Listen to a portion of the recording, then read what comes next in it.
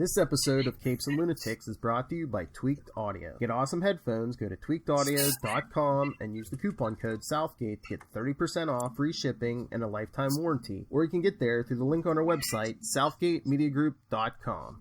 This is Jam DeMatteis, and you are listening to the Capes and Lunatics podcast. This is Perich, and you're listening to the Capes and Lunatics podcast. There's a thin line between heroism and madness. Here the line fades to nothing at all. This is a world of capes and lunatics. And nothing is off limits.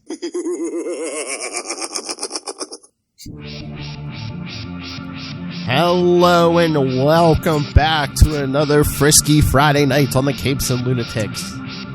I am Phil, joining as always, that handsome stash from New Jersey. It is Charlie, the Professor Essa. And Archie's number one fan, the Queen of the Armadillos in Florida. It is. Hey y'all, it's Little Hellfire. I thought she was more of a jughead. No, Archie's a redhead, you gotta remember. That is true. I meant the franchise in general, but... Oh yeah, the imprint. Yes, that is the Archie imprint. Yeah. Just like Detective Comics, because everything is about the detective. Thank you, thank you. So now than ever. Thank you, Razazel. It's the only thing that's making money. Poor Wonder Woman. Poor Superman. He had his day. Wonder Woman never truly had her day. They just took her for granted. She was a token, I tell you, a token. Oh. We'll get into that. Yeah, a little bit. Oh, shit. Oh, that's right. I forgot to even put that on the list. Yeah, should we start there? With Gal Gadot? Patty Jenkins wants to be canceled. She doesn't want to make movies anymore. It's fine, guys. Let's feed right into it. I think that's what she wants. Well, I was going to say, do you think it's like, is she between like a rock and a hard place? Because like, to get a movie made these days, like, through like a major, studio. I'll tell you, like I said on my Facebook post, I feel like Patty Jenkins was tapped on the shoulder. This is not her passion project. It's not something she's crazy about. But, directors work with people. It's kind of one of those constant processes. She feels she has a good flow with Gal Gadot, but Gal Gadot has her own issues, and Wonder Woman kind of suffered from the issue of Gal Gadot's situation. I'm just saying. Or is it, it's not a secret. Or is it just if you want to get a movie made through one of these big studios, it's like they have a list of like 10 movie stars, and you got to use one of them. But here's the thing. Mostly directors use who they feel comfortable with. Let's just this is like on so because like the first level, even before you get into any of the other levels, it is the question: did we need a Cleopatra film? No, we don't. Exactly. So I mean, like we just start with that. Elizabeth Taylor did the Cleopatra thing, and we don't ever have to talk about it again. Well, I was going to say, is Cleopatra kind of like Dracula? They make one every generation or every other generation. No, it's not every generation. It's been about 3 generations. To be honest, since that movie came out. Cleopatra will show up as a character, but I don't think there's been another Cleopatra film since the Elizabeth Taylor debacle, because that thing was like bloated. It was the number one film that year and still lost money because of how over budget it was. And so I always thought of Cleopatra as kind of a cursed kind of project to start with. Exactly. That's why I'm saying it's definitely not her passion project. That's kind of like, the producers. Maybe they just want to take the insurance money out. I don't know. Yeah, and then, again, the whole... Then the second level is... Yeah, the second level, which is... And it's like, no matter... Like, there's like 6 levels of where Gal Gadot is the wrong person. You start with, Egyptian queen, Israeli... There is a little bit of bad blood between the two. You may have even read about it in the Bible. Exactly. So even in the most generous gift of where you're at, you're still hitting that. Oh yeah. Everybody's like, it's the same area. I'm like, do you even have a map, bro? Do you even know history, bro? Like. And then, if it's an American, I'll give them leeway because obviously American U.S. education. Hey, I'm an American, and I'm you're also at that tail end of where they actually still kind of cared about giving kids actual knowledge and not just propaganda. Yeah, I know. Well, you have kids, I don't know. You know. Yes. And here we go. I will say that. This is history, but no, it just one in the chamber. It is a situation that just on every in level. Times like this, that's like the third level. It's yeah. I know, and that's the other aspect. Here's the thing: there will come a time when no one will care again. So who's putting this? We can have a Hispanic Joker and a black Catwoman, and nobody bats an eyelash. I live for those days. We will have that Lin-Manuel Miranda world. We're sure, why not? Thomas Jefferson or Alexander Hamilton was a guy from Puerto Rico. Sure, we'll give it. We'll say that's fine. Uh-oh. No. We'll even have a white Sally Hemings. Just really, really mess it up. But, that is not the world we're in today. And so, in the world we're in today, we have to sort of... It's just toned up on so many levels because, obviously it's got to be a lavish, extravagant production, and movie theaters are hanging on by a thread. We're pretty sure we're not going to have movie theaters by the year 2022. That's not going to save the movie industry. Yeah. No. It was Marvel's duty, and they said, nope, Black Widow ain't coming out. Suck it. Oh, duty. Oh, man. That's a whole thing. If the shoe fits, if you step in it. Could have saved us, Marvel. But, yeah. And then, like I said, and everyone wants to... Oh, no. Oh, no. I lost my drinking buddy. Damn it, I'm stuck with sober Phil. Oh, no. Tristan might have to... Tristan, get on your phone! I was going to say, Tristan, man, you can't be live streaming right now. Can't be live streaming. We're live streaming. Okay, while Charlie's gone. While the adult is gone. Any childish things we need to talk about? Here, hold on. Okay. Dad's back. There we go.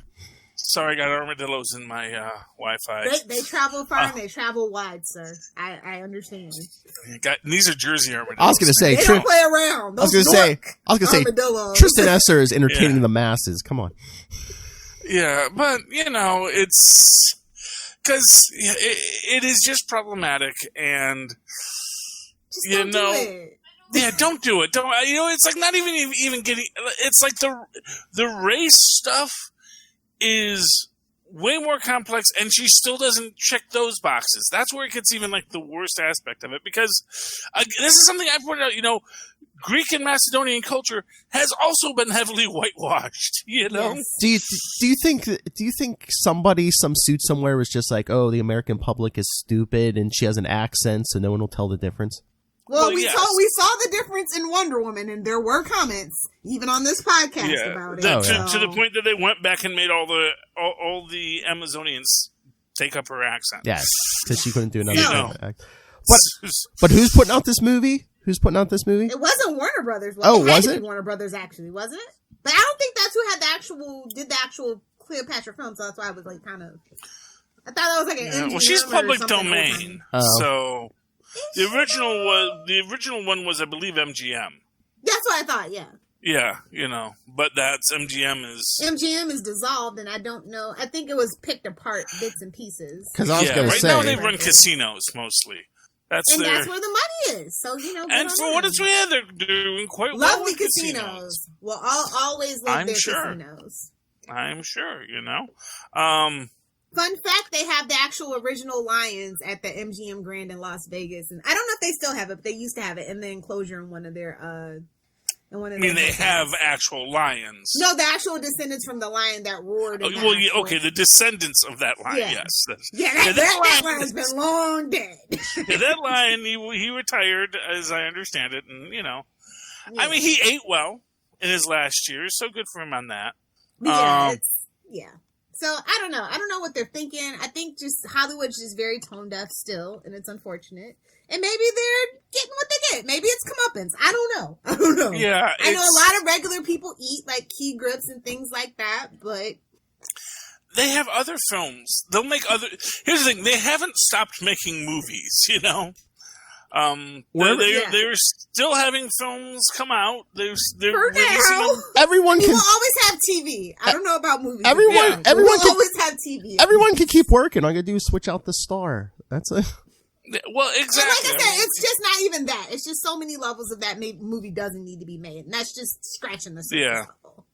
And I remember I was reading a comment where someone said, "Oh, please don't make Cleopatra a superhero." Well, and guess what, kids? But that is just this thing. It's like, oh yeah, let's not make Cleopatra a superhero. Is she gonna I mean, a diplomat, and she is interesting in her own right, but it's just still so much misogyny that we'll never get the truth. We'll never get something that's even close to factual. So I'm over it. Yeah, but we don't need her. We don't need her punching people. Is Gal Gadot just out of touch? I mean, imagine singing a song during the pandemic. Imagine. Oh, well. That was a thing. People were doing stuff.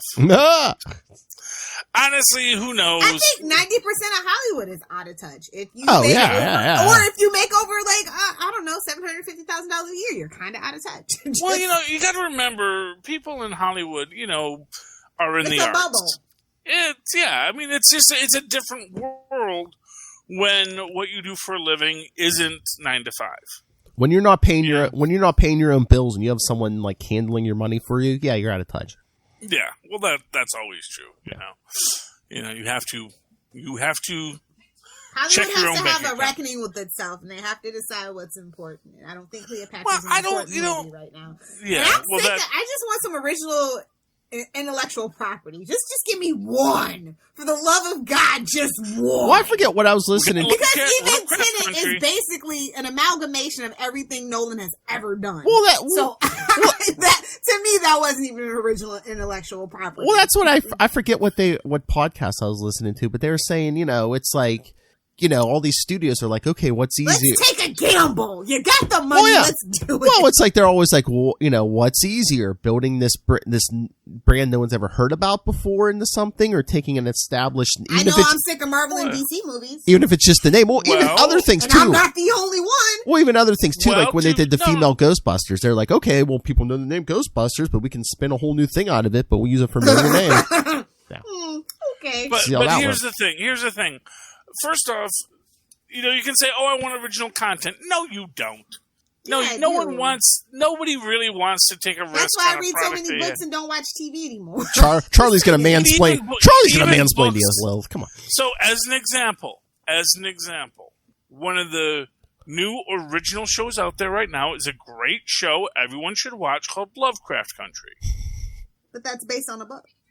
Well, it's based on of course it's based on a book. It's based on a book, based on Lovecraft's exactly. universe.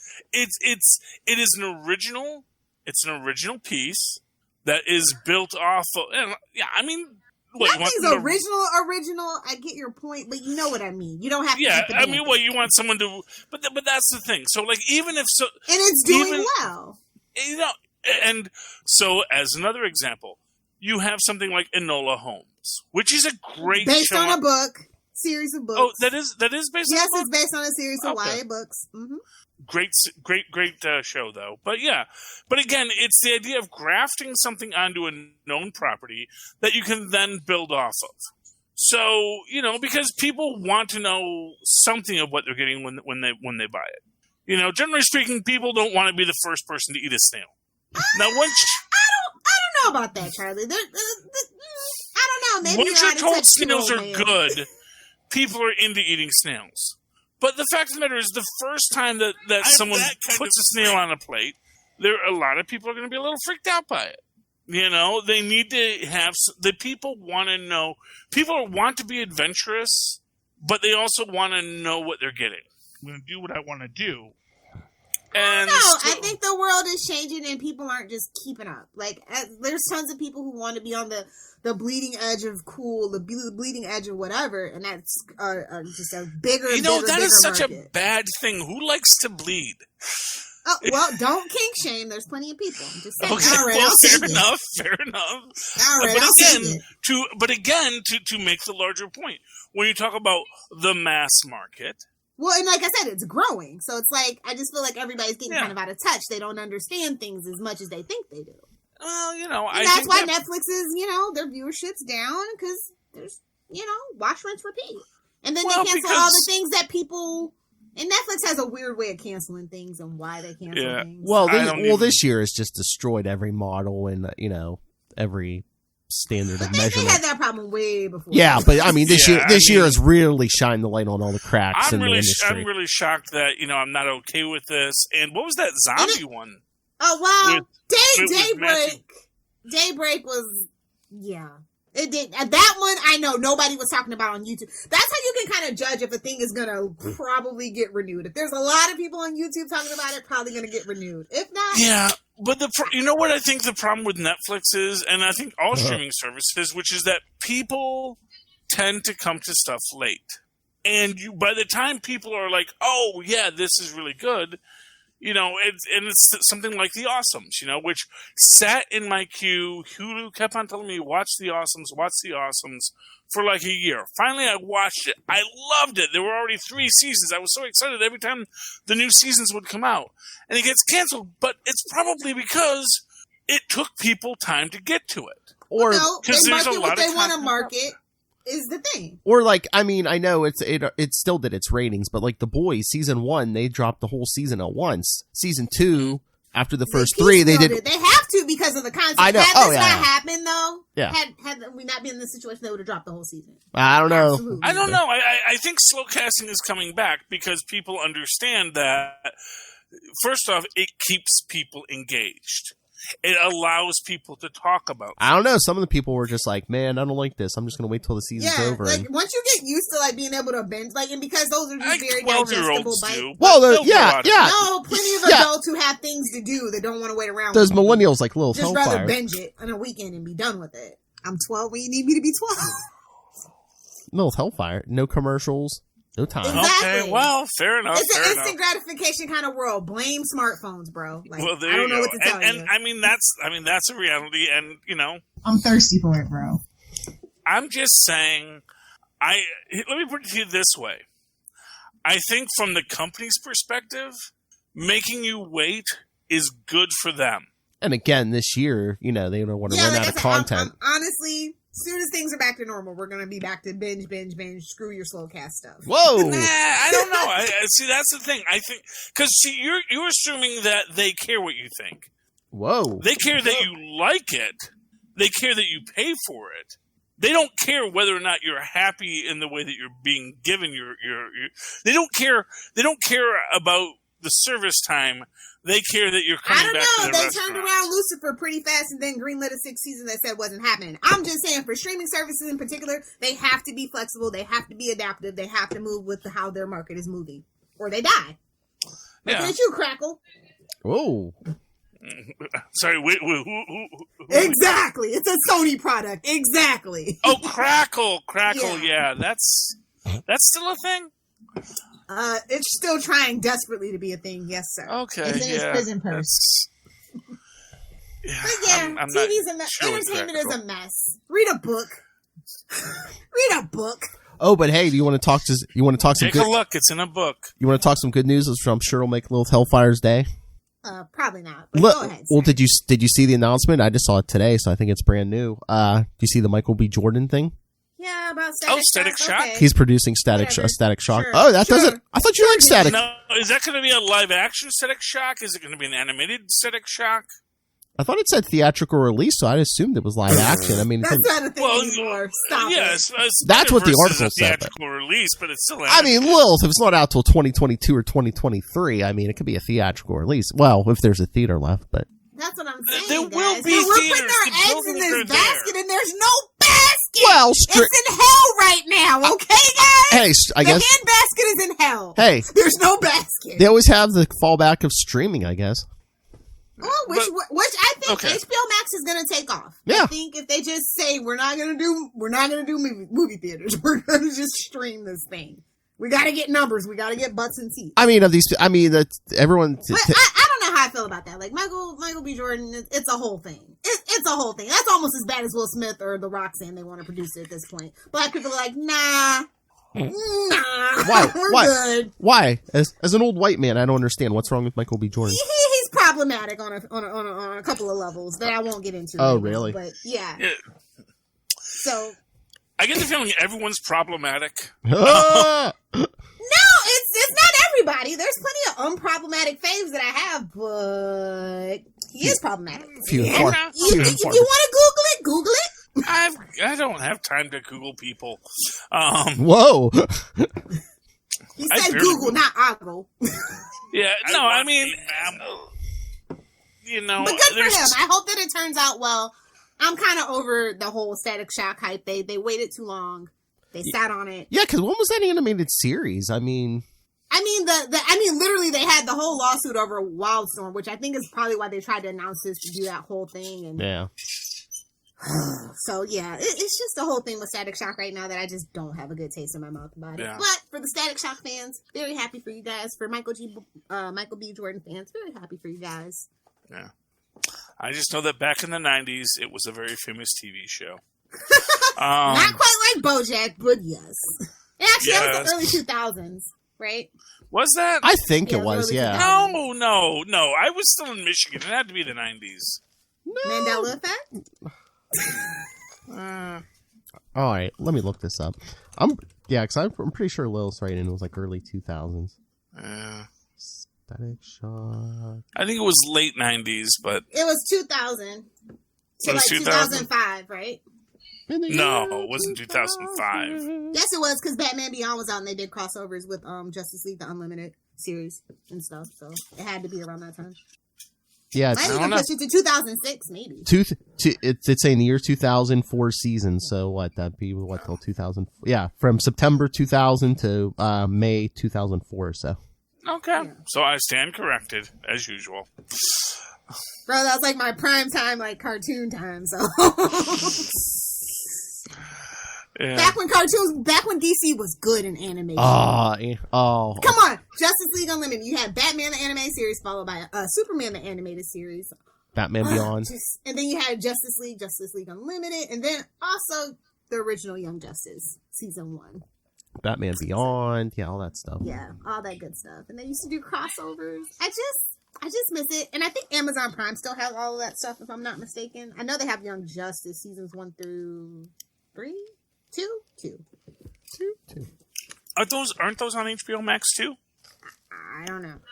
I don't know. I don't use HBO Max. It's a weird transition period. I have it, but I don't use it. I haven't looked for those on HBO Max because there's still some stuff on DC Universe. On Prime. That's the only reason why I know. I was gonna say there's still stuff on DC Universe. I know, so it's kind of weird. So I don't know. If everything hasn't transitioned over yet. I don't think. So DC Universe is still a thing, huh? Well, it's still going to be a thing. It's just going to be comics eventually, but yeah. But I mean, yeah, right. It's what it always should have been. Yeah, I knew that Warner Media app was coming. I don't understand. It's like, why didn't a suit or somebody tell them, wait or something? I'm just going to say my return to the finance world and just seeing how people are running their business. Fortune 500 companies are running their business with the stuff that I have to deal with. It is eye-opening and absolutely jaw-dropping. Hire Lilith Hellfire to crush your enemies. There is a business strategy. There is a strategy where you have multiple people in your company working on parallel projects to see who does it better. You don't ship it live like the way they did. That's all. Honestly, it's a strategy that was utilized by people who were not necessarily the best managers, but it does produce certain kinds of results and we see what kind of results that worked out for us. It's like I've heard it done in the past. I know what they're trying to do. Look, A/B testing doesn't work on streaming services. I'm sorry. You can A/B test your websites all you want to. It won't work for a streaming service. Anyway, but that's DC Universe and HBO Max and it's just AT&T, Time Warner. Well, and to be fair, it was a lot of pieces that were. And here's the thing. Here's actually the other way to look at it. There were a lot of pieces that were trying to merge, but that all knew they might get spun off. In fact, they all might get spun off next year anyway. If we start having actual antitrust legislations coming in. And so you oh, my sweet summer child. And look, guys, I hate to break it to you, but I hope you know Trump's getting reelected. So don't say that. I'm just telling y'all. No, well, Lilith is Lilith's a nihilist. That's fine. Yeah, I am. It is true, but I'm being a pragmatist too. I'm just letting you guys know. Hey, man. Yeah. I would bet $100 that he gets reelected. I only gamble on the lotto. But that's okay, Lilith. I do not think. I mean, not to get into any details on it, but I think it is highly. Well, actually, let me not say it's highly unlikely, because actually, since I actually am getting more and more to the point where I'm starting to think, well, wait, is he the Antichrist? Are these the end times? It is the end times. This is what I'm saying. I totally agree. I'll put it this way. I'm okay with it just being, oh yeah, it's the environmental degradation of the planet. But when you actually get into this Christian mythology end times, then I'm like, well, wait, is it though? And so that's a little weird for me, and I'm like, I'm ready for it, bro. Just bring it on, dude. I'm just over it. No, because that's I'm building my cabin in the woods. I don't. But see, that's the thing. Is like, if it's the actual Christian end times, that's not the thing. That's like 7 years, and then we go to heaven, and then. If you were a good boy or girl, and then guess what, guys, I was not. See, that's the common misconception. It's actually about how you see your fellow human being, and if you recognize. Oh, I'm really going to heaven. Okay. I can't speak. The only thing possibly saving her is her love of animals. That's the only thing. Exactly. Like, see all these puppies I have. I think you're a nice person, though, if you've never punched me in the face. So, well, you're not a Nazi, so you don't deserve it. Well, exactly. Well, that's the thing. If that's your line, that I only punch Nazis, that actually is good enough to get you into heaven. That's my thing. It's like, if you're punching just everybody every day, then you might not get into heaven. But I think if you're actually someone who can see humanity in your fellow man, where you're not, and it's all right to think the worst of other people. Everyone does that from time to time. But, unless you are actively seeking to hurt other people, I think that is what, and this is just, philosophy and end time stuff. And this is not at all comic book related to Phil. We've gotten way off. It's pop culture. I was going to say, Charlie. Really, we can go all Kirk Cameron here. Whoa. That guy is going to the lake of fire. Let me tell you that right now. Ouch. Wow. Yeah, I'm just saying, like, if that's the thing, it's like, if Christian end time mythos is real, I just look at the people I know who are, end times people, I'm like, dude, read your own literature, man. It's like you are marching right into that lake, that right now, man. And again, Charlie, it's not the end times. We're safe. The Antichrist, and then the Antichrist hired a porn star to pee on him. Well, actually, yeah, that's. He's too stupid. He's too stupid. He's too stupid. He's too stupid to be the Antichrist. Thank you. Stupid like a fox. Look, you can go to my Facebook page. There's an article there where a guy who kind of breaks it down, who's like, a former evangelical, and then he's like, breaks down this stuff, and he's like, you really start to get worried when you're like, when you've actually left that whole line of thinking in the past, end times, Antichrist, yes, silly. And then you're like, well, okay, now maybe, when you had people calling Obama the Antichrist, it was ridiculous. Even Reagan as the Antichrist was actually kind of ridiculous. Trump, it was kind of ridiculous. He wasn't. Okay, kind of, but you can see the because here's what I'm going to say. Right now, we can definitely say Ronald Reagan was not the Antichrist. There were things that could make you worry about him, but he really wasn't the Antichrist. So good on us for that. Bill Clinton, Not right now. definitely Not not. up to Obama date. certainly wasn't. But Obama, you were just grasping at straws. And then Donald Trump's here and like, well, God of Fortresses. It's time, guys. Let's just get into Okay. it. Be a nihilist. It's time. Say goodbye. Wrap it up. I'm ready. Okay. This happy message of puppies and rainbows brought to you by the Capes and Lunatics podcast. Okay, let's talk something fun. The Boys season 2 finale. And also, like I said, I'm so excited because they're giving us a little more hints about what Jensen Ackles is going to be doing as Soldier Boy. They've been kind of doing some interviews that I saw on YouTube and stuff. So I'm like super excited for season 3. Okay. Here's my big thing. I need this in season 3, and Phil knows because I saw your Facebook post if it's going full Namor. I agree. I want freaking, and I said Namor only because I couldn't fit Aquaman and still have the fancy background.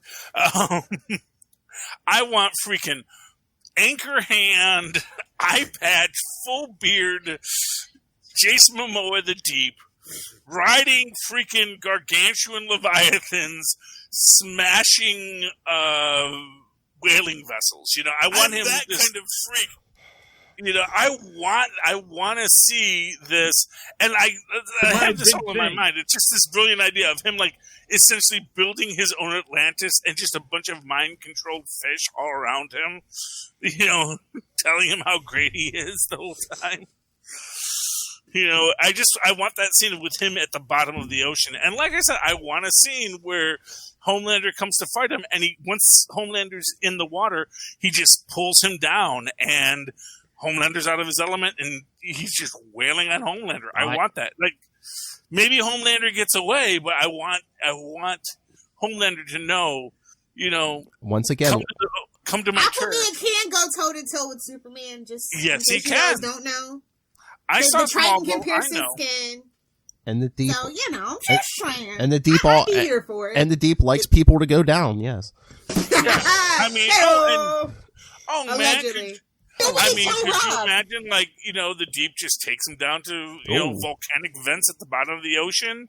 This whole season's been very interesting and very thinly, and I mean the thinnest of thinly veiled allusions to our real world. Looking at you, Church of Scientology, like, holy crap. I was like, they went there.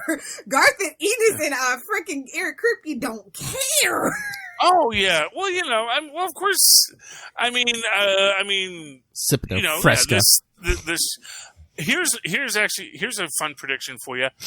I bet you that guy comes back. His head exploded, but he comes back. I like the twist they did on Senator Newman because if you read the comics, he's like the airheaded stupid vice president, and they give her and she's got powers and she's definitely on a mission. I know. So I like that twist. They have, and by the way, spoilers. Spoilers for Full Stream Ahead because this is the next show we're doing. But all right, I'll take it. What I'm going to say is they are breaking the mold of what they did before, and that's great. And they're pulling from other places. They're making this a pastiche. So The Boys is a pastiche of the superhero comics, much in the same way that Watchmen was a pastiche, yada, yada, yada. This is a pastiche of modern superhero fiction, modern superhero movies and television shows. Absolutely. I love the girls getting done montage at the end. Totally a shot at freaking Marvel. Well, and here's the thing. The character that I think is going to be the most important in the next season is going to be Black Noir. Because Black Noir is their Deadpool. And I'm going to go right now and say because Black Noir is silent, but in his head, he's Deadpool. And I'm going to tell you right now, he is, the whole time, he's breaking fourth walls and he's making all this meta commentary in his head, but he can't speak. Oh no, they're going to give him an artificial healing factor to get over his peanut allergy. No, he does have a healing factor. We've already seen that. That's established. Doesn't work on that peanut factor. Yeah. No, he got better from the peanut too. His kryptonite is nuts. Yeah. But just like Lewis. Are you going to tell me that Deadpool having a nut allergy is not something that would absolutely be in the comic books? Oh. Exactly. He is. I don't think he has an allergy. I think he has an affinity for it. Boom. Boom, boom. Yes. But no. But yeah, the idea that he is he's meant to be a Deadpool pastiche. And he's a Deadpool pastiche because we see that he has the decayed skin, but he also has an incredible healing factor because we see that basically he gets blown away. He was killed by the female Kimiko prior to in their first fight, and then they both got back up. The difference is that Kimiko heals like Wolverine, and Black Noir heals like Deadpool. And that's why Black Noir is crying in the scene when they reveal the Compound V. Or maybe he's laughing, because I think that he knows he's fictional. He knows his life is a joke. And now he knows, and also someone did this to me. It's not that I was born a joke. It's that someone injected me with this stuff to make me a joke. And that is... So there's going to be at least one episode next season that's going to be called it's going to be I know it's maybe going to be called Film Noir. It's going they've been using the titles of the comic books, so I forget if they have anything Black Noir centric in the title of the comic books, but I'm pretty sure they do. So it'll be that. I mean. And what is telling is that their Black Noir is a completely different Black Noir than the comics Black Noir. Absolutely, because he's not eating babies that we know of yet. Exactly. when he was in the room with the kid, I was like, are they going to do it? It's the boys. They can do it. They don't care about kids. They push the kid off the roof. They have people getting attacked by penises. Come on. Yeah. Oh man, I was like, oh, it's not a tentacle, but close enough. Yeah, and that was the same week that Lovecraft Country had done like tentacles. So it was a big week in TV for me that week. I don't think those are tentacles. Yeah, but but that's the boys. It is. This is the boys. Love Sausage. He's a good character.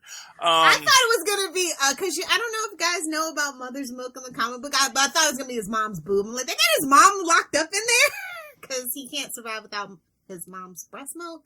That's why they call him Mother's Milk in the comics. So, he can't? Oh, no, that's like a whole thing. Yeah. I don't know. Yeah, like I said, no, they just gave him massive OCD.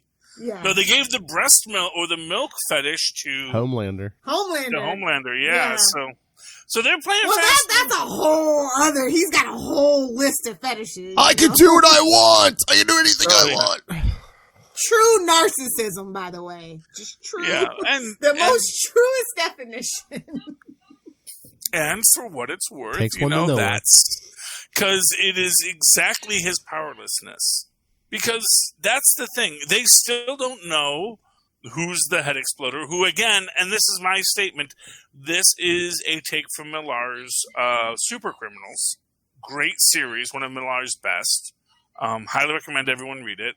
Where the big behind the scenes villain is someone who literally makes people's heads explode. And just that choice to go there with the idea of someone that can just, think of you and make your head explode. That is the superpower we all really. I was going to say Lilith's fondest wish. Yeah, but just that idea that so what we know is they're going to pull from other books. They're going to pull from other characters and stories, and they're going to tell their own pastiche of the world that they're working with, And they've pretty much confirmed that spoilers. What's her face isn't dead. Who? The Nazi. Storm. They didn't confirm. Stormfront, she isn't dead. No, they said she's not dead. I mean, you saw her messed up with. She's not gonna have hands or something. Yeah, she doesn't have arms or legs, but they said. I guess there was an article. They said she's in prison, but they also said that freaking Translucent was in Kandahar, so it's. Well, no. Supposedly they said the producers were saying she's not dead, but. Okay, well, she's. Which is a bummer. Yeah, she should be. Hey, it might be better this way. She's, armless, legless, probably in pain, probably in complete pain. 24/7. Yeah, I mean, well, the thing with her is, first off, and like, just because that's the thing. It's, and I got into a whole thing where she was like, people like what I say, they just don't like the word Nazi. And it's like, yeah, they like what you say because you don't say Nazi, because Nazi is a deal breaker for most people.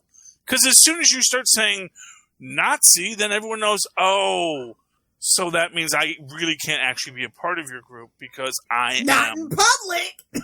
Well, but that's the thing. And that's, and that's why they got a short, dark-haired, unless dark-eyed. it's 22. I mean, unless it's the year 2020, No, but the idea is, that basically the Aryan ideal is the short, dark-haired, dark-eyed person who thinks they're the Aryan ideal. And that's Stormfront, she's a dumpy, she's a little dump truck. It's fine. We get it. We get it. And yeah, so she's. But like I said, of course, I'm really intrigued to see what's going on with Mr. Edgar. Yes. My favorite character. Like, no lies. And I think they're going to make him the ultimate Nick Fury kind of character, where he was a POW camp guy who was experimented on, and that's why he's not afraid of any of these people, because he actually has powers as well. Ooh, nice. I actually thought that his power... Carlo powers. Yes, I'm here for it. He's going to be playing both sides against each other, probably. Well, for money, for profit, because anything that Pharma is actually the big evil. You see. Well, I mean, it's just the system. The system must continue, and capitalism is all about crushing souls. Well, it's crushing souls is a side effect of me. It's like, do you get wine unless you crush the grapes? No. Do you get omelets without breaking eggs? No. It's exactly. This is the process. But in the case of him, I don't know what his power was going to be. I thought him being the head exploder was going to be a cool twist. That, again, spoilers, is not the twist. And they haven't really revealed what his twist is. But the idea that he was It's been a week, Charlie. They had their time. But like season 3 is going to be awesome. And things I want Edgar's powers revealed. I want the Deep becoming a redemption real threat. For the Deep? No, I don't want redemption. I want him to become a full-on. You just want to fight between him and Homelander. No, I want him to. I don't even need the Homelander fight. I just need him to be a full-on supervillain. I want him to be stupid and pretty to be a supervillain. I was gonna say, is he smart enough? Well, but that's the thing. Hey, that's what they said about Dr. Doom. Did they know? Because we all know he's actually not as handsome as he says he is. So I know he's. As a Doom fan, I can say that. Don't well, I guess, to go back to our previous conversation, you don't have to be smart to mess up the world. So yeah. Yes. I'm just saying, and Doom's a dropout, but a dropout with delusions of grandeur can be dangerous. That's money. the point. Oh yeah, in a fake royal title, sure. The greatest superpower. You can steal that stuff, Lilith. That's my point. The greatest superpower, money. Yeah. And not to be rude about it, but what's at the bottom of the ocean? Lots and lots of Spanish gold. The blue. Okay, I see you. The blue. I want. You can just absolutely see freaking, Deep Enterprises. Or maybe they'll call it they can't call it Oracle, but call it like Circe Enterprises or Delphi Enterprises, Like, what's this company Delphi that's just taking over everything? It's I pulled up $8 billion worth of gold of Spanish doubloons from the bottom of the ocean because I'm freaking the deep. And I'm the effing deep. I would like that a lot, but like I said, they play to that typecast that he's too stupid and pretty to do such a thing. That would be cool. And I'm just so proud of Eric Kripke too. Like, as a Supernatural fan, long-suffering Supernatural fan, I'm just so happy because all his other shows got canceled. That one about where the power went out, and a really good Legends of the Legends knockoff Timeless. I like Timeless a lot too. That was fun. So I'm proud of him. I'm happy for him. He's got a real bona fide smash hit. Yeah, well, and again, what's the difference? It's not an original concept. It is It is a bowdlerized version of a popular comic book, but it was something that got people interested. And well, because it lasted for 15 seasons with Supernatural. I'm just saying. Oh, well, yeah. Well, Oh, really? I couldn't remember since you mentioned it a week or two ago. Yeah, I don't remember that. Yeah, but it's its last season. Let me have this, Philip. You don't want me to be mean right now, love, but, it lasted for 15 seasons on, On the CW, that is actual feat. I'm just saying, back in the day when it was going on, to have 5 seasons of a WB show when after it turned into CW was a feat. Don't act like it got better numbers than S.H.I.E.L.D., so don't at me. I'm just saying, it's like Jay Sherman says, God bless you, little logo. We're coming in third as a triumph, I mean, that's the longest American running sci-fi series, so, you took that away from, it is. No, I'm not arguing it. I'm looking at Phil. I believe you. I'm just disgusted by that. No, it took the title away from Supernatural, which had taken not Supernatural, Smallville, which had taken the title from X-Files, I think it was. Maybe. So yeah, before the whole Supernatural sci-fi. It's technically it is. Really? Sci-fi, fantasy, horror. They kind of okay, yeah. I was gonna say, I mean. Yeah, it's in that ballpark. Obviously, you've never watched Supernatural, so you don't know. We've had aliens, we've had plenty of weird off-the-wall things, ghost hunting, and things like that. I mean, I wouldn't even call X-Files sci-fi. Well, they do. People do. That to me is those I would call fantasy more than sci-fi because it's the science. It's the aliens. That's actually the whole thing, I guess, is why they. But there really weren't that many aliens in X-Files. How do we get in the it's fantasy the whole room? premise of the show, Charlie. Well, no, Mulder's his sister was abducted by aliens, thus kicked off his obsession with aliens. Yes, and search for the truth of all things strange and weird, much like Barry Allen. Suck it. Which I understand, but what he actually found was almost never aliens. Is my point. But at the end, it was all aliens, and he has a hybrid baby, which we don't talk about in the X-Files fandom. We don't. I don't know. Once they made the movie, it got weird. Because they made the movie, and then went back to the TV show. Yeah, the first one, okay. Yeah, well, because that's what's weird. And that happened. I had that on VHS. Oh my god, X-Files is so freaking old. Yeah, that was weird when they did that with Star Trek: Next Generation because. They did the movie, and then they went back to the TV show, if I recall. Wait, what? On that? No. No, there were just other TV shows. Yeah, the Star Trek universe is wide and deep. Hell. Yeah, but that got that. See, and that to me, that's like the weird aspect of it. That's right, yeah, because Voyager was on at the time because they had the Doctor show up in that. That was the cameo. The emergency medical hologram back before they decided to make them. Well, actually, now they have the emergency command hologram. And I think at least for the first one or two of those Next Generation movies, I think Deep Space Nine was still on too. Because didn't they pick up Worf? Yeah, gotta pick up Worf in the movie. Long live those Klingons! Damn it, holding the whole damn universe together. Those Klingons. Yeah. Okay, let's talk about comic books because there was a ton of number ones from some indie places that came out, and I'm sure you guys have some Phil's Comics mainstream Corner books to talk about. So.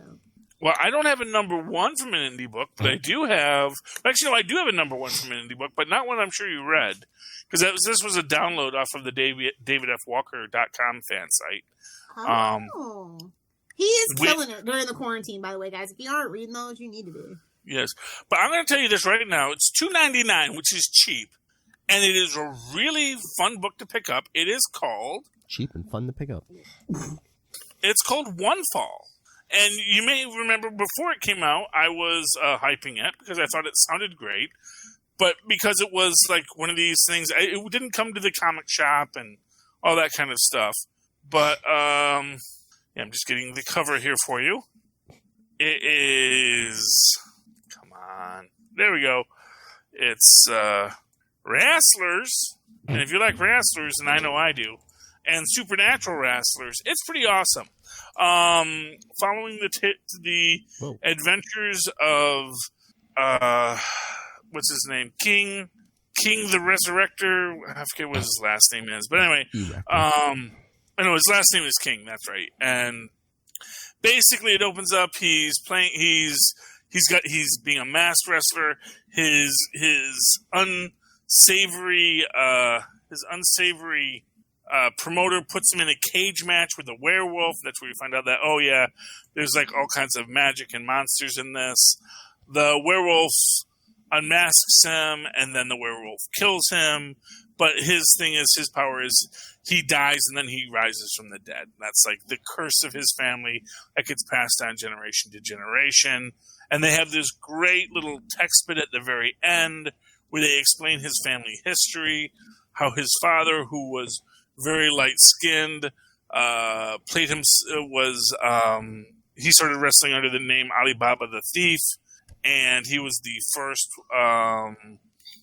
so he was actually able to wrestle throughout the circuit as a light-skinned Arabic man. You can't really see it very well there, but yeah. Anyway, the text bit at the end is great. The story itself is really interesting. I don't think they've produced an issue 2 yet, which is unfortunate, but I highly recommend people, for $3 mere bucks, go to davidfwalker.com, buy that book, read that book, demand issue 2, and let's see what happens, because it's a good story. If you like the idea of monsters and wrestling, and the writing on it is so perfect for that wrestling cadence. If you like the way that wrestling announcers talk and promote things, it's really fun to read. So, highly recommend it. David F. Walker's One Fall, #1, available at davidfwalker.com. With digital download on a PDF. Not sponsored, but hey, man. Hey, David F. Walker doesn't have to sponsor Friend to me. the show, Tom. I just like the guy's work.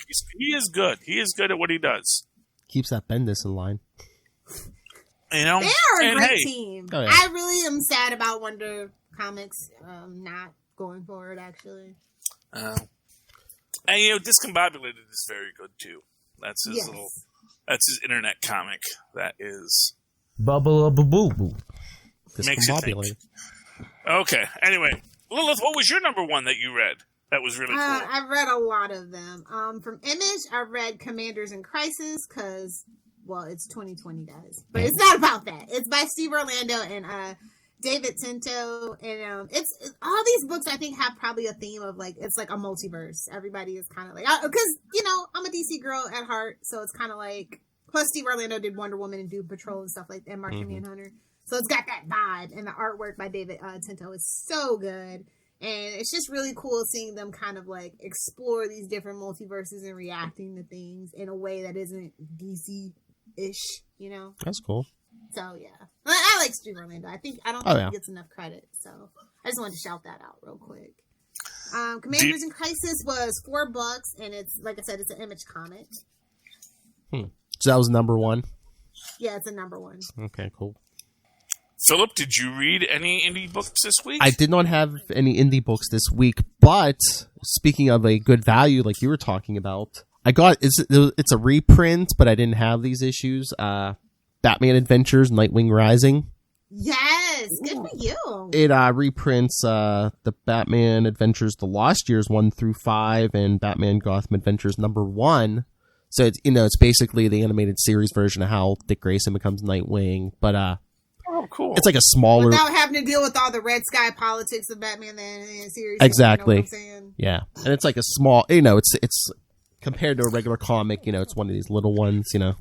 But again, good value. It's only like it was $10 for 6 issues. So yeah, that's pretty good. Especially because that writing is pretty tight too. Oh yeah, it's less than $2 an issue. Exactly. Yeah, these days DC could never in 2020. In full color. Hold the line at $199. What year was that? It wasn't Hold the Line at $2.99? No, they were $199, then it was $2.99. Yeah, back in the day. I know. Well, that was pre-New 52, a little. Then they were just like, pay full price for our crap. Pay full price for our crap. Yeah, and then they gave did anybody read Rorschach #1? Yes. How do y'all feel about that? It's trying to make Watchmen the TV show canon? I didn't read it. I just heard bubbles and Well, again, I mean, it's a number one, and it wasn't a lot of answers. Is it spun out of Doomsday Clock? Like, what's going on with this? Well, it's like, there's like a attempted political assassination, and like they run the prince, and they find, it was some woman, and then they run the prince on this guy. Which, if you read the articles, it's I guess the one guy, the suspect, was supposed to be like a weird homage to like Steve Ditko. Okay. Yeah, that makes sense. But no, I think in the end they say this is the year 2020, but they're like, oh my god, the prince we have, they came back as Walter Kovacs or whatever, but he's, the original, yeah. So original Rorschach. So that was my theory. I was like, well, what if Dr. Manhattan didn't kill him? Maybe, what if he just transported him to the future? That would be interesting. Or maybe he just reassembled him in the future. Maybe. That's the other interesting thing about when you think about a character like Dr. Manhattan. He could disassemble you, but he could probably reassemble you just as easily. In fact, arguably, that's what he does every time he teleports people. Well, He disassembles kind of, if you believe that's how certain forms of teleportation work, absolutely. Or like you were saying, oh, what about all the blood and guts? It's like, half the time he never realizes about other human beings' limitations. I mean, what if, he sent Rorschach through time, but he didn't go, he got messed up, time traveling. No, well, I think that's the thing. It's like, I think he absolutely could pop a guy. Ew. And then just go back and say, okay, well, here's that atom, here's that atom, here's that atom, there's this atom, and just put all those atoms right back together. Like I said, I would really love it if there's a subplot in there where suddenly in Vietnam there's 800 Viet Cong soldiers who suddenly just show up in Vietnam all of a sudden in this story. Because he decided, you know what, maybe I shouldn't have popped all those guys. And just everyone just suddenly is re-brought back. Because he just reassembles them all in 2020. Oh man, if they do want to tie it into the series, maybe that's what I want to say her name was Angela did when she becomes Dr. Manhattan. She said, you know what, let me just start by undoing all of this murder this guy did. And just put everyone back together. Let them all figure out what they're going to do next. But, yeah, I mean, I was debating getting it because I was like, because I looked at it, I was like, really? Although that was a $4.99 book. Because they charge you extra for the heavy cover. And the black label. I don't. Boo! Yeah. Black label has not been worth it for me. We could say the bad words. I was debating getting the Killjoys #1. I did get that, actually. I know, and that was the thing. I was looking at that, and I was like, oh, but Killjoys, which I heard good things about, and I flipped through Killjoys, and I liked it, but then I realized these are both comics about people shooting people, and that's not really my jam. Right. Like, totally I knew, understand.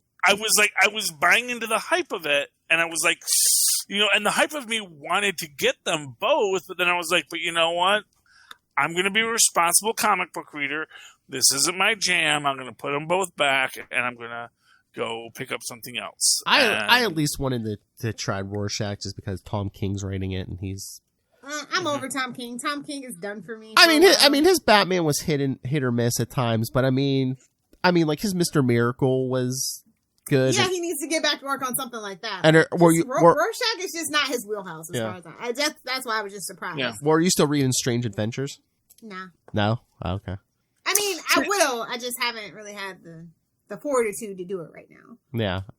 I don't know. With so many other good things, like another multiverse book, Miranda and the Maelstrom. It's a Action Lab Comics book. I don't know if I talk about these guys a lot, but I love this imprint a lot.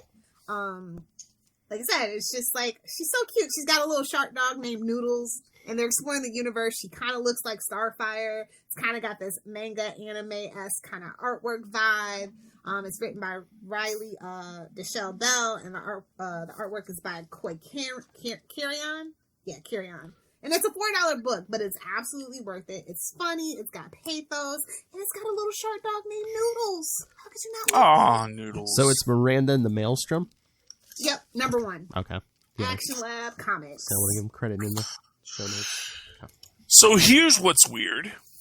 I got Bill and Ted Are Doomed issue 2. #2. #2. I swear issue 1 said issue 1 of 2 movie prequel. Well, I mean, now it's apparently just issue 2, because there's going to be an issue 3, and I can't wait that long. I thought it was 4. I thought when they announced it was going to be 4 issues. I don't know. When I was reading it, I feel almost certain, and I'll have to find my original number 1. I felt it said 1 of 2. So his good buddy Mandela told him that. Yeah, but anyway, yes. So it's cool. It's fun. It's got some nice things here. I love Death. Death is the best part. Death is the standout, and it's funny because they go to the. It's like he's getting Death. a spin-off. Y'all know that, right? What I love about it is Death is going to the metal concert, and the metal people are also very metal.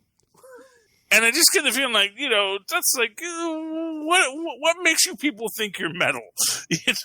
I'm freaking Death, and look at my site. Look at my site. Yeah, he is pretty cool here. Look but at yeah, the I forget what they call themselves, but the Death to False Metal, because they're at the Freezing Man. Not Burning Man.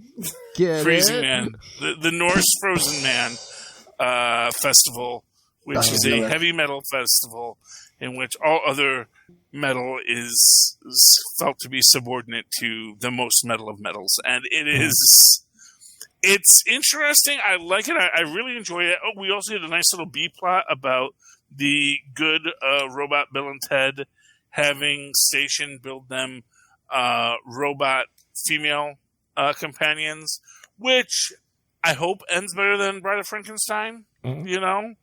You hope that the robot Bill and Ted are going to be better people than Frankenstein. But once you get into that, I need you to build me a mate kind of thing. It's like it's got a creep factor built in. So that's my only worry. But I can't wait another month to watch Bill and Ted. So probably me and my wife are going to rent that over the weekend and watch it. So hopefully we can talk about that next week. Are you going to watch the first 2 in preparation, or are you just going to go in cold and watch that? I know what happened in the first 2. But, yeah. I can watch it from cold. I don't know. You drink a lot of apple juice. I was just a lot of people do that. These are formative films, okay? I mean, it's formative for me, too. It's my favorite time travel movies, not Back to the Future, so... I'm going to say this. I actually liked Bill and Ted's Bogus Journey. Yes, yes. Okay, see, you might like Superman 3, but you got some taste sometimes. I get it. I find them.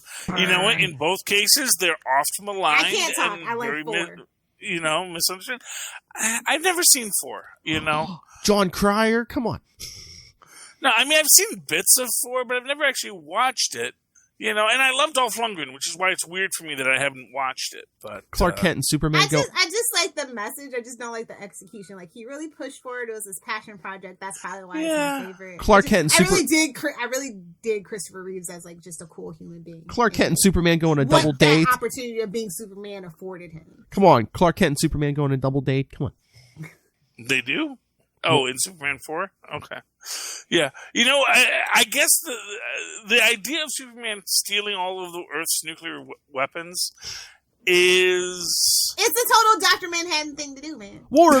Exactly, it is. And to that extent, it's probably the kind of thing I'm going to love. It's like, oh, yeah, that's sort of like what, Alan Moore would have stolen. Well, remember a few years ago when we talked to Peter David, dumbass? He said...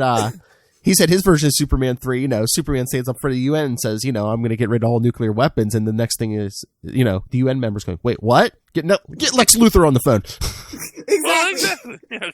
Somebody get Gene Hackman some damn money, please. To be fair, it's like we need him to kill Superman. Moment, it's like that's when Lex Luthor goes, see, exactly. I've been saying.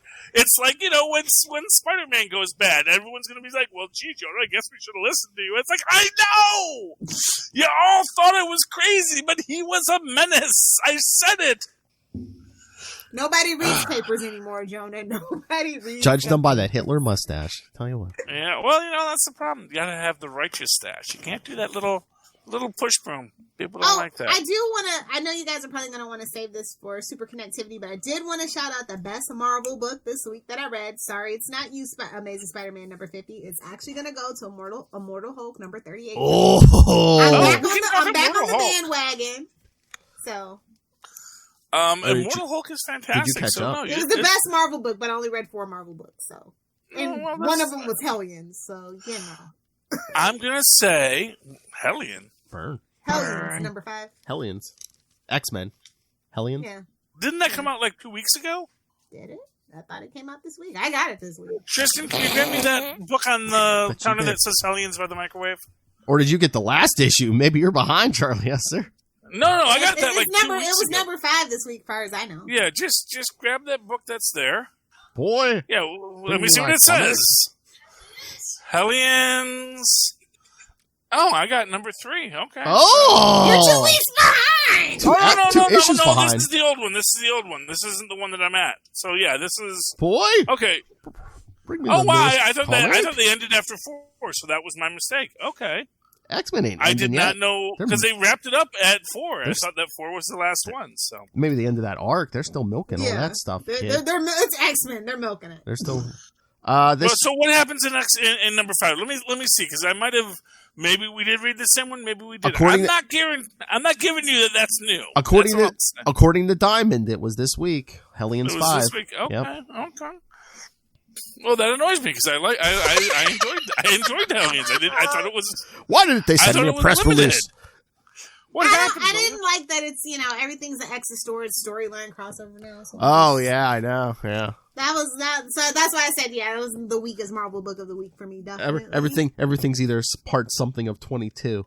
Yes, it's literally 22. I'm sorry, we're talking Immortal Hulk. Let's talk Immortal Hulk, Lilith. No, you guys can save it for Super Connected. No, I mean... Did you like it? I mean, we have other comics. Like I said, I'm back on the bandwagon. I caught up all the books that I missed, and I don't know, it's just such a good book. It just deserves so much more our buddy praise than what it gets. Like, the critics that like it, I just feel like it hasn't hit critical mass for the, for the regular comic reading book folk.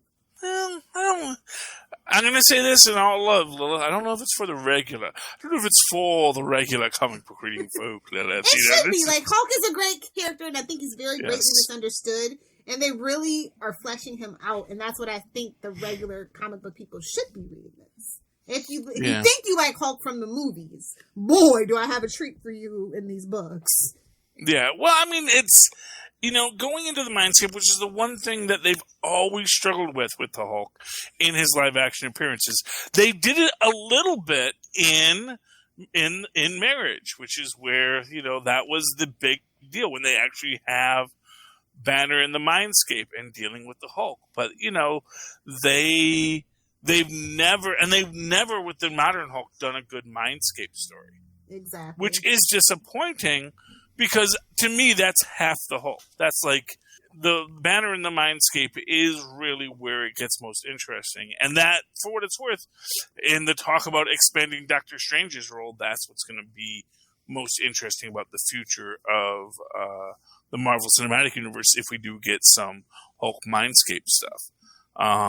Give that poor sweet baby something to do. Mark Ruffalo. Oh, Mark Ruffalo? Yeah. Well, can Mark Ruffalo get it?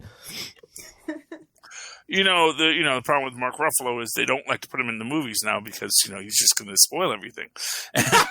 Yeah, that's what happens when you got a big mouth in Marvel. Tom Holland, looking at you. You get fake scripts too. Yes. Yeah. Well, so long as he knows his lines for his scene. Yeah. Gotta piecemeal it out. Oh, but I mean, I don't know if we're gonna. Do you want to talk Immortal Hulk over on Super Connectivity more? Because I have my theory. Well, no. Let's hear your theory. Let's talk. All right. Since Lilith liked it, we are going to honor Lilith by discussing it. All right. Yeah. Thank you. Because we have plenty of other comics to discuss, like Captain America, unless you don't care about. Oh, yeah, okay. But no, I mean, remember the issue opens with that flashback to, Brian Banner back in the day, yelling at little Bruce and stuff.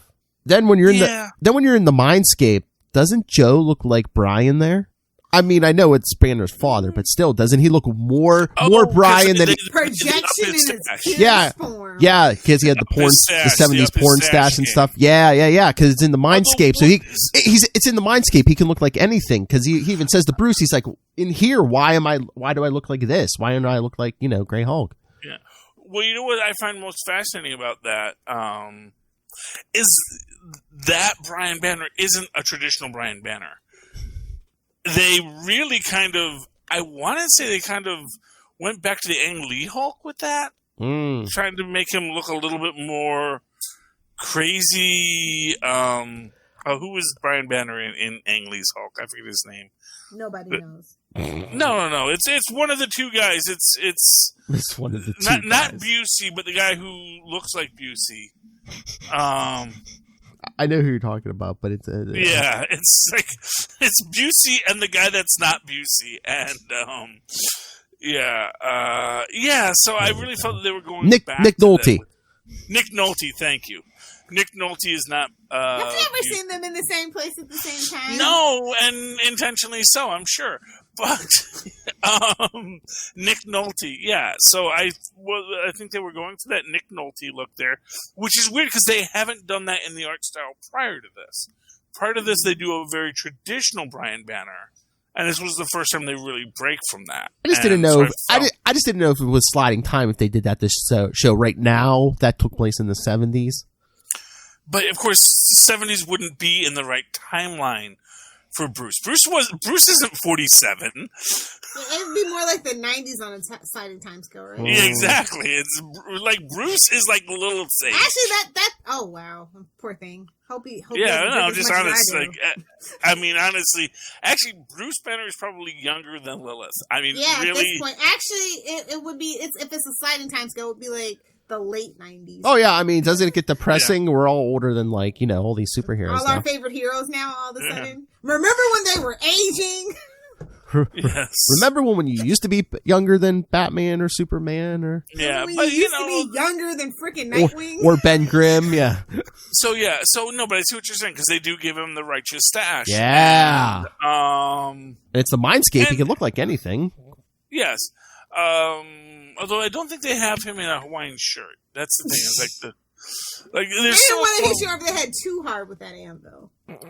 Yeah, I mean, that's a possibility where he is, although that's kind of the thing, and that's sort of the thing I point out, where that everyone else calls the classic, not really classic, but was it Incredible Hulk,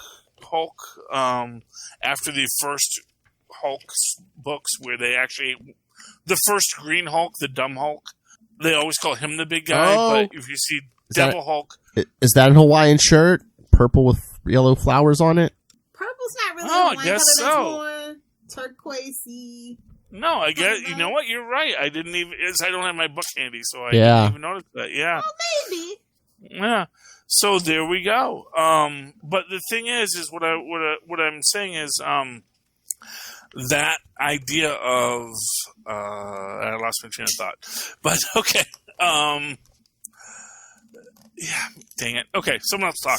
I mean, do you think maybe that's why Banner and Joe were at odds for so many years? I mean, he's always been at odds with all the Hulks, but I mean, especially with Joe, just because on some level, he reminded him of his father. This powerful figure who just did whatever they wanted, even if it was hurting people.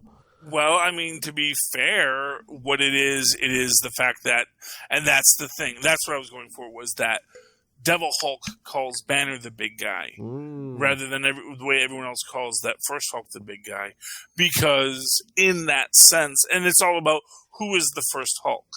And the answer is actually Bruce is the first Hulk. Oh, yeah. And here's the thing that's going to blow your mind. Bruce is his father. Bruce was always his father. Bruce became his father. The worst fear of most men. It's the worst fear of everyone becoming your parent. It's in the bad way. Honestly, my dad was a great guy, but I also know his failings, and I also know when I emulate his failings, and those are the things that worry me the most. And the fact of the matter is that Bruce's father was a narcissist who broke things and was jealous and venial, and here's Bruce Banner, and he breaks things, and he's jealous, and he's venial. Oh, what is Joe? What is the Grey Hulk? He took everything in his psyche and his personality that reminded him of his father, and he shoved it into the Grey Hulk. Yeah, although, and again, but that's the thing. It's like... No, the Hulk. A divided house cannot stand, sir. Well, no, and that's the idea. It's like he puts these qualities that he doesn't like of himself into these characters, but they're still in himself. Because that's what I always come back to. It's like, the man built bombs for a living. Yeah. The man was never a man looking to heal. He was always a man looking to destroy. And again, why couldn't Samson integrate those personalities? Because Banner was fighting it. See, even when he seemed to accept it, there was a part of him that was still fighting it. Especially if the Grey Hulk was reminding, stuff it reminded him of his father. He didn't want to integrate that back in. Well, exactly. Like I said, but you need to be reading the Hulk. If you think you're a Hulk fan, you should be reading this right now. Oh, I mean, it calls back to so many different eras of the Hulk too. I love it. Like it's just such a love letter. I mean, it hasn't been this good since Peter David. And now here's the question that we get from this, because of course honestly, Samson giving the blow to to the leader is just it's awesome in my mind. That the leader is so in his own head that he doesn't realize that the Samson that he's beaten up is actually still an active threat, which is indicative of all supervillains, that they're so in their own head, literally. Oh yeah, he's got a giant head, yeah. That they don't realize what's going on, and the whole time in this mindscape, the leader thinks he's in control, and he's not. He's such a fancy man. Really opens up this question: is the leader the real villain, or is the one below all the real threat here? Mm-hmm. And are we going to see who that one below all is, and what this has to do with the Green Door and all that kind of stuff? I don't know if they're going to close the Green Door. I don't know what the end game of the Green Door is going to be. Because we do see that in the Immortal She-Hulk, which you should also pick up, kids, the leader tells Jen Walters that the door is now closed for her, but it's still called the Immortal She-Hulk. So, and based on what we're seeing here, I get the feeling he's not going to be in charge of the door after next issue. Now, what happens with the Devil Hulk and all of that stuff, that's going to be a whole other bag of hammers. I thought they brought him back. Well, I thought we already said that between you and me, I thought we already said this, and it's just like, eventually, if not before when Al Ewing leaves the book, they're going to lock that door, and, Brian Banner, the leader, whoever else is going to get locked in there, yeah. But that's what I disagree with you about, is I don't think they are going to. I think that is too good of a thing. Yeah, I was going to say, that's way too much of a storytelling to shut off. Yeah, especially since you always want to bring these characters back. Yeah. You don't want to kill them again. I mean, you can lock it and then have, I don't know, some kind of, put some tape on that lock. Pardon the pun, back door where someone can open it at some future date. Well, I imagine at some point it's going to be the old Ares argument, where it's like it's different for gods.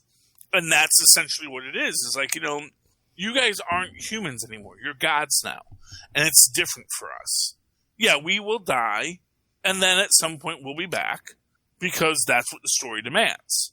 And, and I think what is the most interesting thing about the comic book gods is that they understand they're part of the story. Mm-hmm. As much as Deadpool likes to feel like he breaks the fourth wall, the gods are like, no, there is no wall. There's a story that is told, and we are part of that story, and this is what happens. And, they can hold their multiple histories and multiple incarnations and multiple expressions in their head very easily. In the same way that in the Immortal Hercules, when rather than climbing the Norse world tree, they go climb the Greek world tree because it's much nicer. It's got nymphs and mead, and it's a much nicer stroll to climb the Greek world tree. Hang out with Dionysus for a minute, Exactly. It's like there's lots of world trees. You don't have to climb just because we're going to Asgard doesn't mean you have to climb the Norse world tree.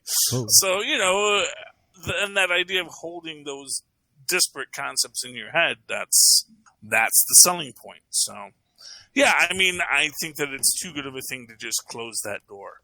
I think I think that basically when they come back, they go, woo, good, thank goodness that's over. Yep. But they're not going to, like, say, and now the door is closed forever. Because it's like, well, first off, obviously it's not.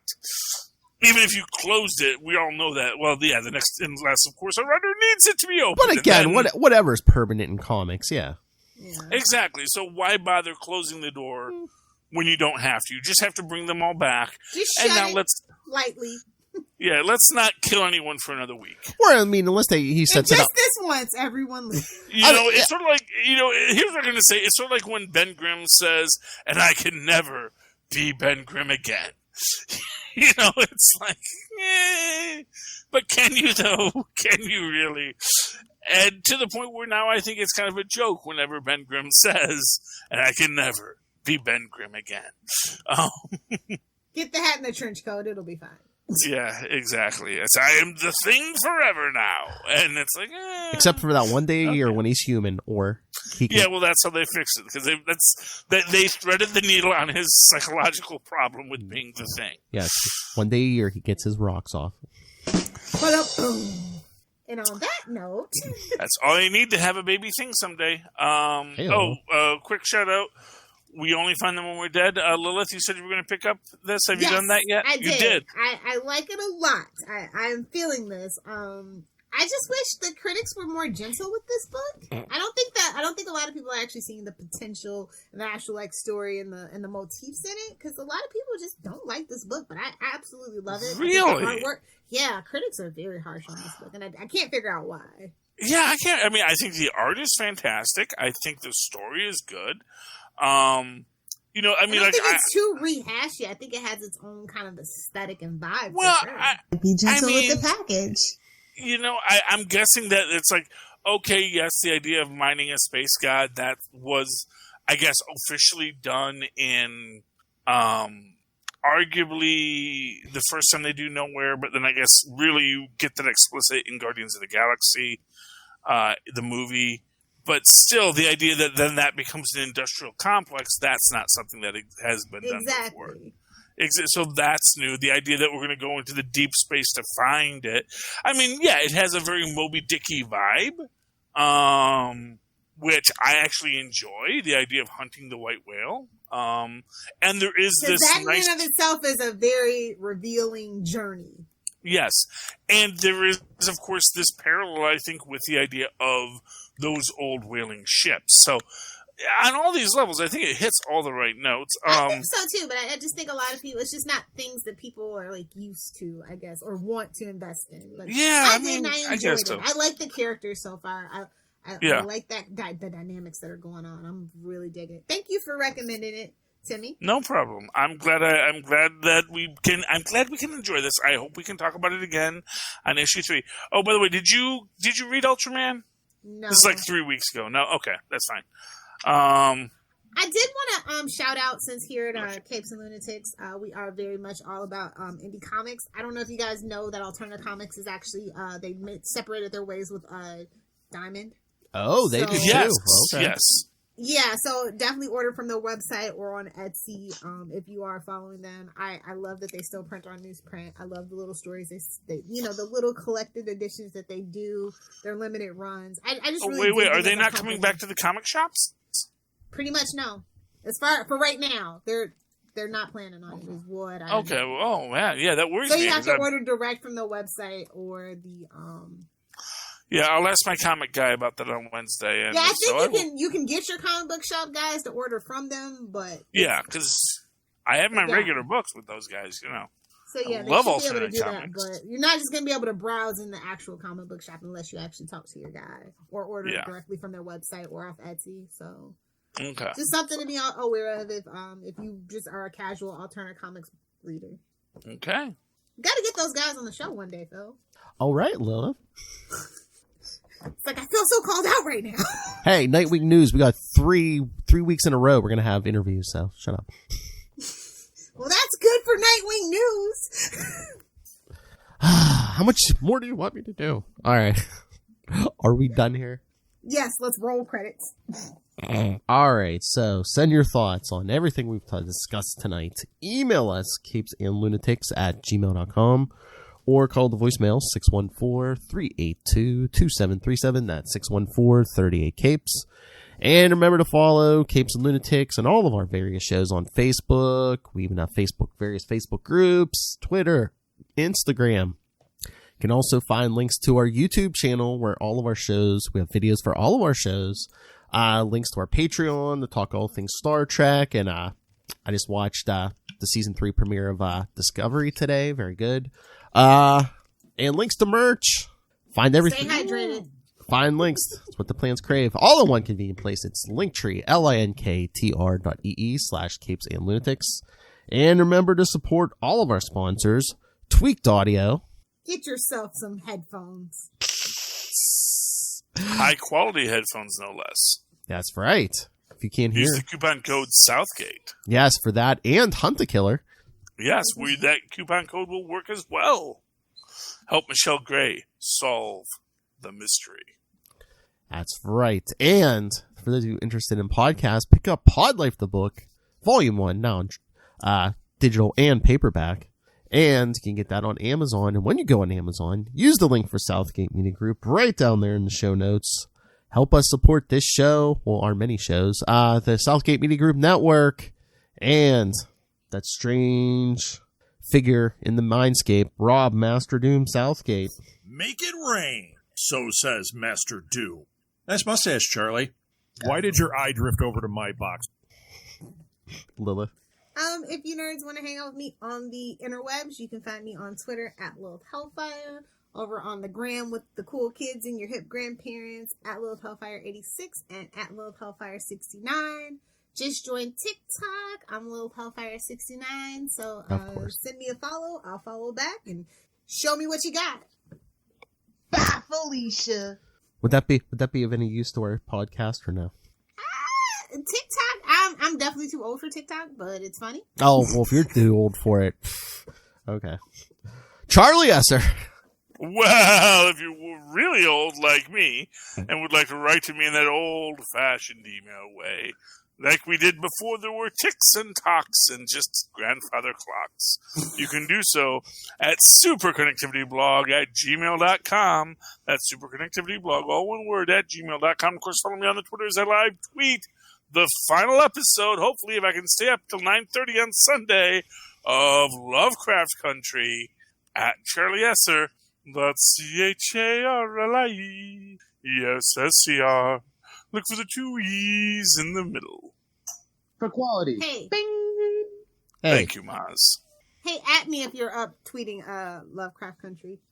Okay, if I make it, I'm gonna try. I fell asleep last night. I was gonna do it last night, like last Sunday, and I'm like, If Charlie's awake and you're awake.